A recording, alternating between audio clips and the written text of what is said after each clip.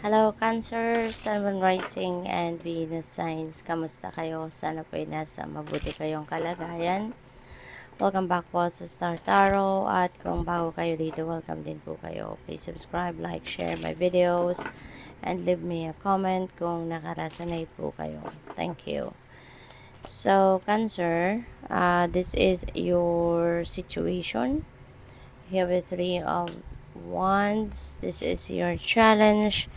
4 of Swords, and this is your advice, the Knight of Pentacles, and this is your outcome, the Page of Cups. Ayan. So, yung maswerte kayo ngayon, sa inyong sitwasyon. Kasi 3 of Wands is a good fortune energy. So, ibig sabihin dito na merong swerte na dadating. Merong swerte na babalot sa inyo at this time, no? During this period. Kasi, maaari na ang iba sa inyo dito is going to start something new, a new endeavor, a new plan na gusto ninyong i-roll out, no? Maaari din na meron kayong travel, po pwede rin na meron kayong pwede rin na meron kayo ditong gustong gawin na expansion. Po pwedeng negosyo yan, pwedeng pag-aaral, learnings, knowledge, no? Gusto ninyo mag-expand, something like that. So, ano man ang pwedeng sisimulan ninyo sa ngayon, you can expect na magiging smooth sailing, no? Yung gagawin ninyo, you can expect success as well, no? Doon sa kung ano man ang mga balak ninyong gawin. So, good luck sa iyo, Cancer. At yung challenge ninyo is 4 of Swords, no? And this is about rest, this is about relaxation, yung mga ganon. So, yun lang, no? Kasi sa sobra siguro ninyong daming iniisip, daming ideas, daming plano na gusto ninyong i-implement, kaya maaaring magkakaproblema kayo sa pagpapahinga.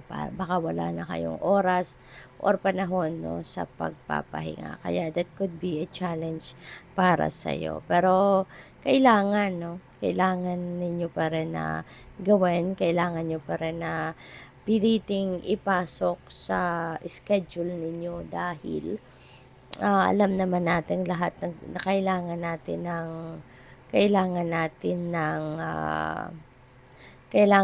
ng balanse, 'di ba? Kasi how can you also perform the job, or how can you perform the things that you need to do if wala din kayong kulang din kayo sa lakas ng pangangatawan, kulang din kayo sa health, 'di ba? Kaya importante, no, na i-incorporate ninyo sa schedule ninyo yung yung pag-aalaga sa inyong katawan. Okay? Para you will always be on top of your game. So, yung advice sa inyo dito is Knight of Pentacles. Maging sigurista kayo. Maging mabagal man, no?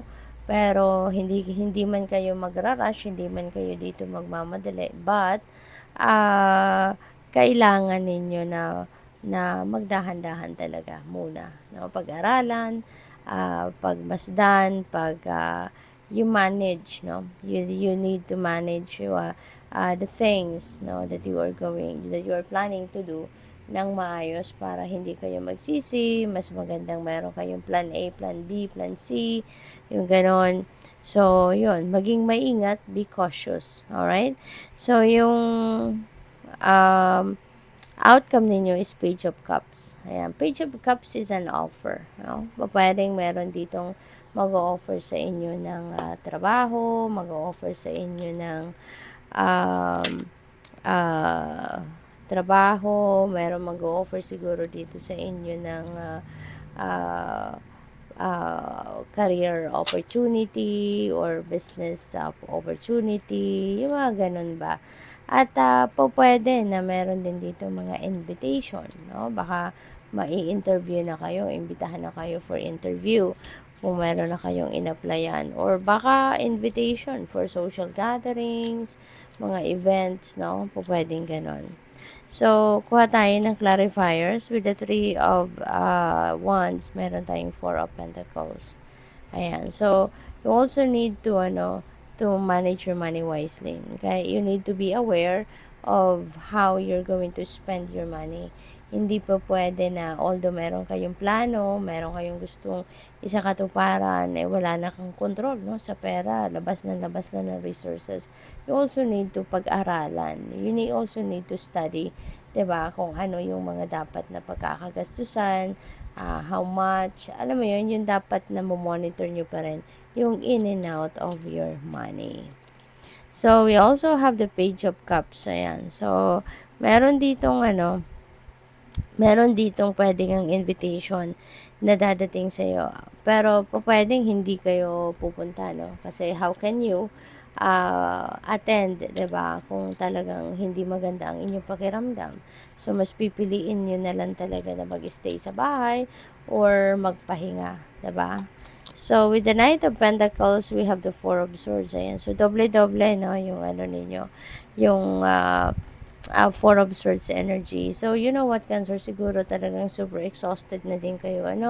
Marami talaga siguro kayong ginagawa. Marami kayong pinagkakabalahan. Kaya parang nananawagan na ang katawan ninyo na kailangan na ninyo din na magpahinga. You need to recuperate, no? You need to rejuvenate. Give yourself or give your body a time na makapagpahinga naman. Okay? So, hindi naman kailangan na buong araw, 'di ba? Yung power nap nga, minsan kung antok na antok ka na talaga, kahit power nap, ibigay mo sa sarili mo, tuwan-tuwa na niya ng katawan mo. Kasi, mas powerful din, no? Yung power nap na yan, 5 minutes, 10 minutes na makatulog ka, malaking tulong na yan sa inyong katawan. So, final, yung outcome ninyo, anong outcome ninyo? We have 7 of Pentacles. Ayan. So, harvest time na, no, ni Cancer. Kung ano man ang mga pinagtrabahuan ninyo in the past, ano man yung mga sinisikap ninyo na magkaroon kayo ng bunga ng inyong pagsisikap, sa ngayon, at least, no, kahit papaano, meron na kayong mga makukuha. Pero mga small successes na kayo na makakamit sa ngayon. So, which is good. At least, mas lalo kayong ma-inspire, ma-motivate, 'di ba, to continue on sa inyong pagtatrabaho, pagtsatsaga at lahat, no? But yun nga, no, at least aware kayo na kung ano yung makukuha ninyo sa ngayon, hindi pa yan yung big time talaga na resulta ng inyong mga pagtatrabaho. But this is just the start, no? This is just the start of you reaping the rewards of your hard work, no? So, what else? We have perfect timing. Ayan. So, maaari na nagdadasal ang iba sa inyo. Nagtatanong kayo sa universe kung ito na ba yung tamang panahon para dito sa plano ko, no, na gawin ang whatever certain thing ang binabalak ninyo gawin, at that could be a go signal para sa iyo, no. It is indeed the perfect timing now for you to start whatever that is na pinaplano ninyo. Okay? So, tignan natin kung ano pa. We have observer.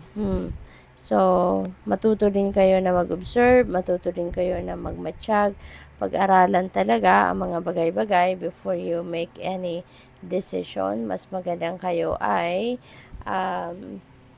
mag-oobserba sa mga bagay-bagay, okay? Para hindi kayo maligaw, hindi kayo magkamali, no, ng desisyon. Mas magandang pinag-aaralan ang lahat, okay? So, what else? We have abundance. Wow, napakaganda nito. Count your blessings. So, mukhang maraming biyaya ang paparating sa inyo. This is abundance of money, abundance of love, abundance of anything na pwedeng ipadala sa inyo ng universe sa ngayon. Kaya good luck sa inyo. So, tingnan natin kung ano pa yung mga mensahe ninyo. This is your final message. We have self-care. See? Paulit-ulit. Cancer, please, pakinggan ninyo ito. Okay? Kasi nakatatlo na tayong self-care card, no? Ibig sabihin nito na most of you sa collective, pagod na. Most of you sa collective, super kailangan na ninyo ng break, no? Time out muna kayo. 'Di ba? Hindi naman siguro makakasira ng diskarte ninyo kung mag-time out muna kayo ng kahit saglit lang. Give yourself time to recover muna para you will be back to 100%, 'di ba? Na lakas at concentration, 'di ba? So pahinga kayo, okay?